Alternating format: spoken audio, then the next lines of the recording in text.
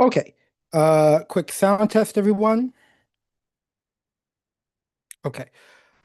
It's looking good. All right, so everyone, welcome. This is Composition's Allies. My name is Barney. I'm the director of Composition's Allies.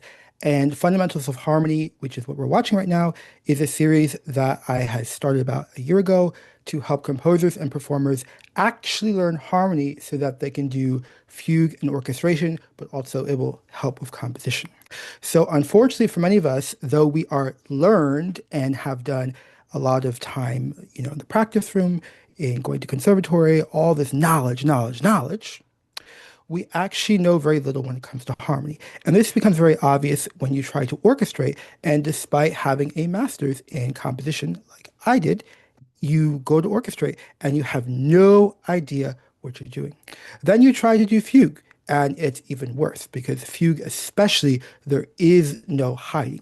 So the beauty of the French method to learning harmony, which is what I'm presenting, is that everything is exposed. So what we see here on the screen is an exercise for season two. Season two, we're still doing root position chords, but we're now introducing modulations and sequences. I have built this into the program because I recognize, especially for fugue, but even for orchestration, this is critical. Okay. In some French traditions, they don't bring in modulations until after you've done first inversion and second inversion, but other traditions, they bring it in sooner. And I would like to bring it in sooner so that we're all ready. Okay. So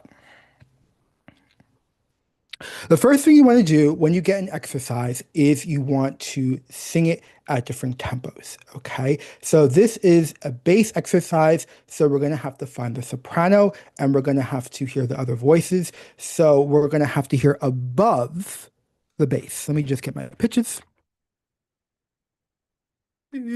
Okay, so let me sing it a couple times. Si, si, fa, sol, mi, la, re, so, sol, la, si, mi, fa, sol, mi, fa, sol, mi, si. Notice that I added tempo fluctuations and maybe even some dynamic fluctuations that were not written there. That is what you get when you sing. You start to hear things in the music which are going to have harmonic implications. Now, if you have trouble singing, first of all, if you're embarrassed about singing, then just sing in the privacy of your home or somewhere where no one can hear you. But that I think it is the quickest way to get better harmony and to hear the harmony is you just have to sing. Now, of course, you can use an instrument or piano to help you with the pitches, but really try to sing it because you'll see what I'm talking about after a while. Now, you got to try different tempos, okay? So let me try a faster tempo. Si, si, fa, sol, mi, la, re, so, sol, la, si, mi, fa, sol, mi, fa, sol, mi, si. Did you notice that even though I had relegated myself to a faster tempo, there were still certain details that I kept adding or places that I was slowing down? Did you notice that si, si, fa, sol, mi, la, re, and there was a sharp cutoff, right? So when you sing, these things start to become very natural, and there's going to be an actual, harmonic response that we're going to seek in the soprano. Si, si, fa, sol, mi, la, re, so, sol, la, si, mi, fa, si. Notice that I just started to pause there. There's definitely going to be some kind of harmonic response. Fa, sol, mi, si. Okay. Then you want to try it also slower. Si, si, fa, sol, mi, la, re, so, sol, la, si, mi, fa, si. Fa, sol, mi, fa, sol, mi, si. And what I noticed, and try this on your own, after doing it at different tempos and then trying it at a slower tempo, my brain was already kind of trying to match the soprano. I couldn't hear it like totally exactly, but like my brain was already searching for the soprano. This is how you're going to get better at harmony without a teacher. And that's what I'm trying to do. I'm going to create a program that will allow composers and performers to self-train at home and not have to, like I did, I went to France for 5 years to get proper training. It's not practical for everyone. So I'm trying to build it. And these are some of the skills you're going to have to do. Okay, so after you sung, or perhaps even before you sing, you can start this. Some of these steps are, you can change the order around, do what makes sense for you. But you want to copy the exercise correctly. Now, before I go into that, and I know it's a painstaking detail, I also want to mention a couple of things that will help you out if you're completely struggling with harmony. Okay, so when we sing si, si, fa, sol, mi, la, re, notice that that feels like some kind of ending. Okay, so how what might we end that first phrase here with the soprano? So, sol, la, si, mi, fa, si. That is a danger zone. Fussy, right? It sounds like the piece is ending, but clearly the piece is not over. We have five more measures. So you are going to have to really fight. I'm already giving it away for those who've been watching the series, but when you look for your soprano, this is a danger zone. And something like this is like if I were to test a composer or a performer for their readiness for fugue orchestration, and I was just like testing basic harmony, not even specifically for fugue or not even specifically for orchestration. This, their ability to hear the proper soprano for this will be critical. Okay, so this is why we do root position chords because, like I said in the introduction, the French method, it exposes everything. There is no hiding. Si, si, fa, sol, mi, la, re, so, so, la, si, mi, fa, si. There is only one possible soprano there. Okay, fa, sol, mi, si. If you have been doing the exercises from the beginning, and all the exercises are now up on the website. They're consolidated. It's very easy to use, and I'll be adding the answers petit à petit, as we say in French. If you've been doing these exercises, you will recognize this. Okay, sol, mi, si. The very first exercise of the season one, level one from last semester, it was a soprano exercise. So we had the soprano, we had to find the bass, but it had this type of bass, but in G minor. Okay, so the first thing you want to do, or the second thing, depending if you sing first or you copy down the exercise, is you have to copy down the exercise correctly. I know it's annoying and you just want to be there, whatever there is, but it has to be done because if you just don't make sure you have every note and every detail, then you risk putting a lot of energy into something that is pas valable, c'est in French. Okay, it's just I can't even look at it because it is just it's based on something that's incorrect. Even if it's just one note, it's all off. Okay, so make sure you copy it down correctly. The tempo is going to be a huge clue. And later, as you progress in harmony studies, we get to what's called étude de style. Okay, which I don't think I'll be doing anytime soon on this channel. But basically, after you've done all basic harmony, and you've done more complex harmony, it leads to étude de style, which is a study in different styles. And so the one I struggled with the most was étude de style en style de Mozart. So it's study of style and the style of Mozart. And it'll be given like a violin one or a cello, and you have to hear the other voices. And so when you get to this stage, everything that you get is going to help you find the right answer. Okay, so make sure you get the details. Now, if you remember this exercise from season one, let me just get into the right key. Okay, this is the answer set from the season one, level two. Re, re, si, la, fa, sol, mi, fa, la, si, la, do, mi, re, do, la, do, re. Okay, it was incredibly difficult, and I was testing a number of things. One of the things, of course, I was testing was the octave leap in the soprano, extremely controversial. Okay. But if you went through that pain of trying to realize it and struggling and struggling and struggling, and either finally figuring it out or finally, after you struggled, getting the answer and you're like, it makes sense, you will have progressed enormously. Okay, so don't look at the answers too long if you still want to do it. But one of the things that we learned is because of the rapidity of the tempo, it was very fast. Do, la, do, re, do, la, do, re. Okay, notice that on beat one, we have a complete chord. La, la. I'm not gonna try to sing the pitches like that. A, E, C sharp. Okay, so it's a dominant chord in D minor. Notice on beat two, we have E, A. So we're missing the third. But one of the things that we learned is that at faster tempos, we don't always have to fill in the harmony. So this is important to remember because when we're doing this exercise, let me get back in the right pitch, right key. Si, si, si, fa, sol, mi, la, re, right? We want to hear the harmonic motion at the right tempo, which will give us a certain freedom and also a certain accuracy. Tempo is extremely important when it comes to harmony. I want to develop this a little bit more, but it's really, really critical, okay? The other thing to remember is the underline is very, very important.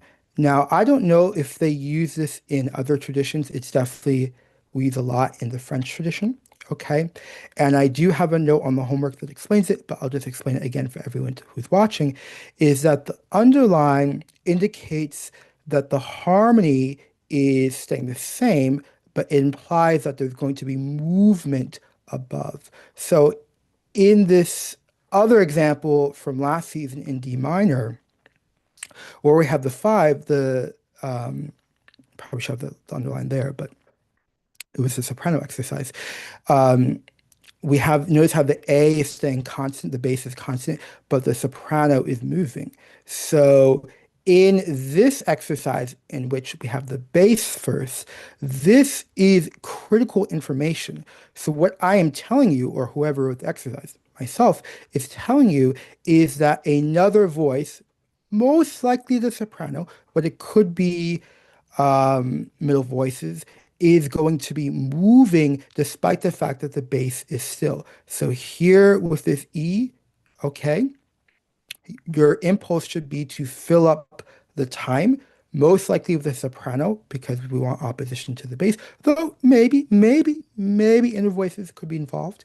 Likewise, when we get to here, okay, measure nine, and likewise here and here. So make sure that you copy the underline correctly.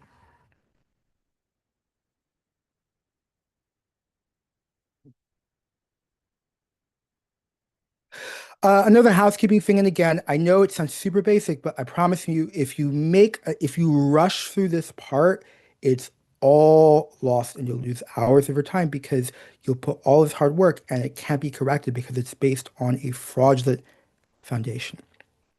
Make sure to remember a reminder that we have to manually input the leading tone, so just make sure you copy it down.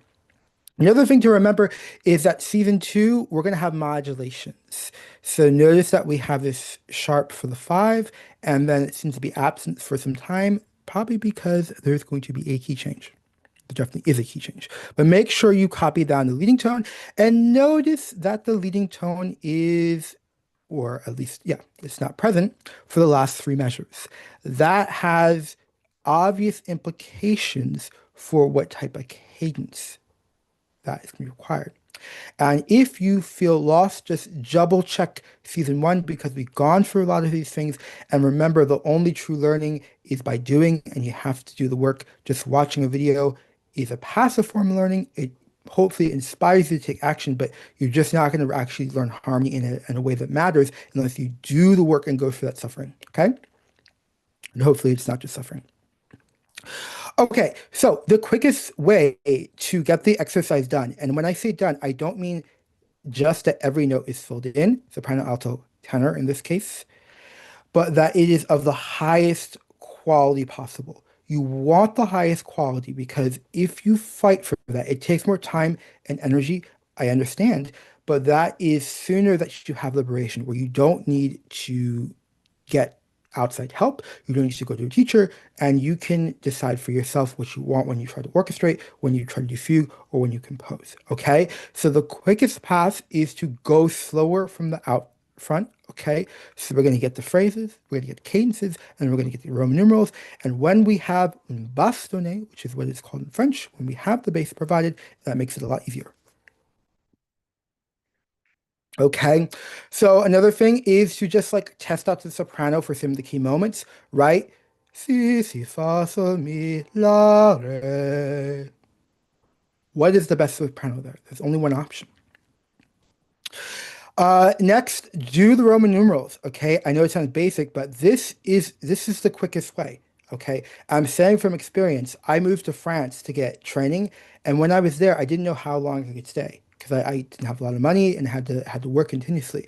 So when I was there, I had to do maximum effort, and this helped. Okay, I didn't do it right away, but eventually I was like, whoa, this actually ensures higher accuracy when I read out the Roman numerals. Okay, so we have phrase one, si, si, fa, sol, mi, la, re. Okay, so it starts off in B minor. Si, si, fa. How do we know? Well, we have that, we have the raised accidental there, so there's only one possibility, plus it starts in B. Okay? Si, si, fa. So start thinking, what is the soprano that is going to go with this? Remember, for these exercises, soprano starts in which degree? Almost always this starts either is it root third or fifth. There's one possibility that's usually the best. Usually. So I'll probably try to switch it up at some point. We have the B minor, and then we end in D major. Si, si, fa, sol, mi, la, re. Right? One of the keys, actually, no pun intended, is recognizing tonic to dominant or dominant to tonic. La, re, okay. Si, fa, that's the tonic to dominant, but in reverse. La, re, that's also tonic to dominant. The ability to recognize tonic to dominant is just like elemental, and you can't do fugue if you don't do it. And the beauty of these exercises is that it trains you because you see it so often, you sing it so often, you hear it so often, and then you start to recognize tonic to dominant. Okay, so si si fa, we're in B minor, and then we have mi la re, and then we end in D major. Well, we end the first phrase. Then, of course, you have to figure out the transition. So, do you see why I'm saying the French tradition is so good for preparing for orchestration and especially for fugue? Because, yes, it's difficult. You have to hear the soprano and test the middle voices, but you're going to have to hear what is a soprano here? What is a soprano here? And how am I going to get a line that helps me navigate these two epicenters, aka the transition? So take a look at the how I analyzed it.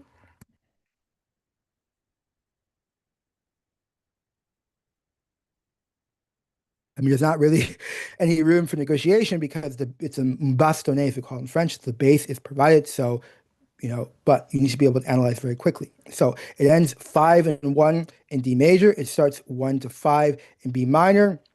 And notice that the 4 in B minor, because is reinterpreted in retrospect. We don't know we're in D major, but it's a 2 already. All right, so I wanted to keep this a short one because I want more submissions. We haven't been getting that many qualified submissions lately, but take the time, really listen for the soprano.